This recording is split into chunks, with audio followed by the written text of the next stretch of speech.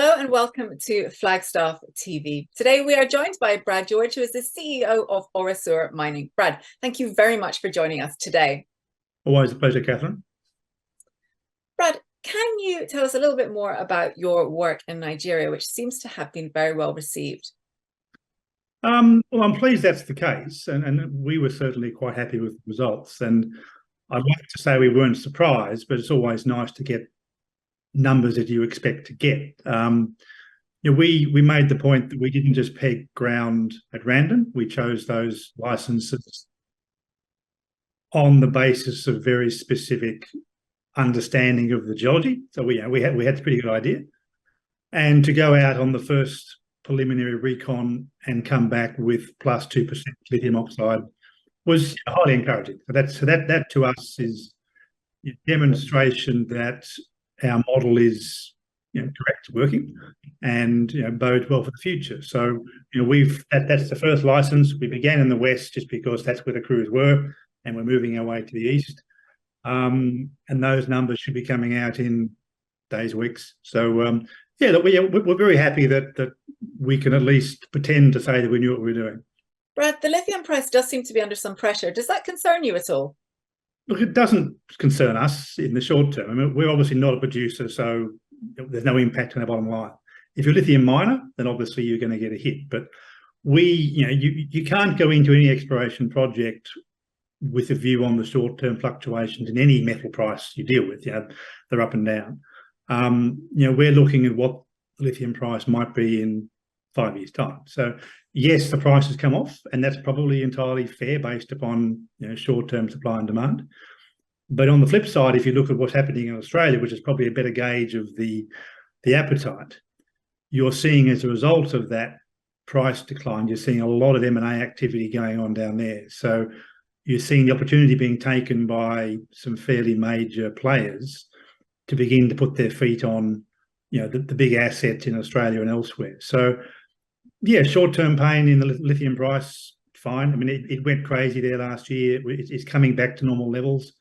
Our view is what's going to happen in 2030, which is ultimately what's going to be the test of our exploration. So all the numbers point to it being a very good market in about 5 years' time, or beyond this short-term dip. So not at all. I mean, yes, it does impact on sentiment, and yes, if we were a miner, that would impact our bottom line. But for us as an exploration company, no worries at all.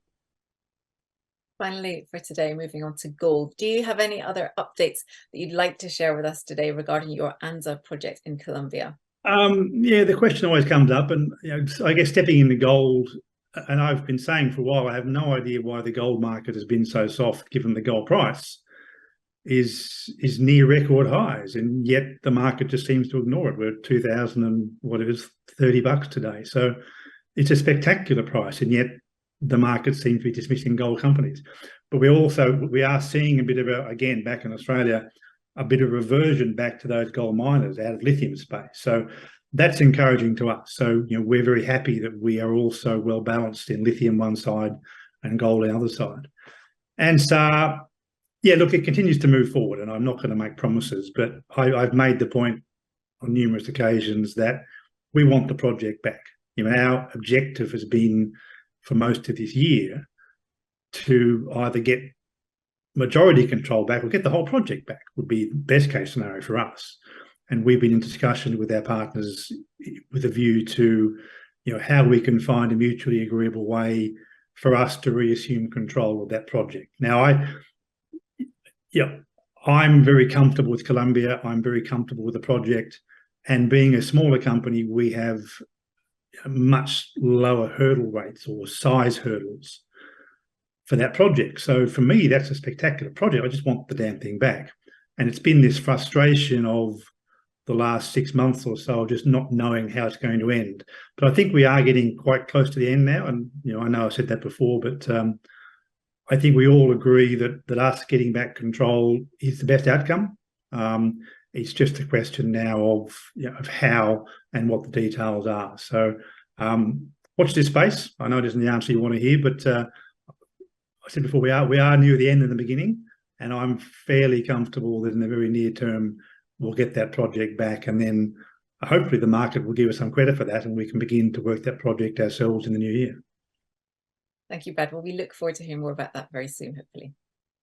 All right, all the best. And thank you very much for joining us today.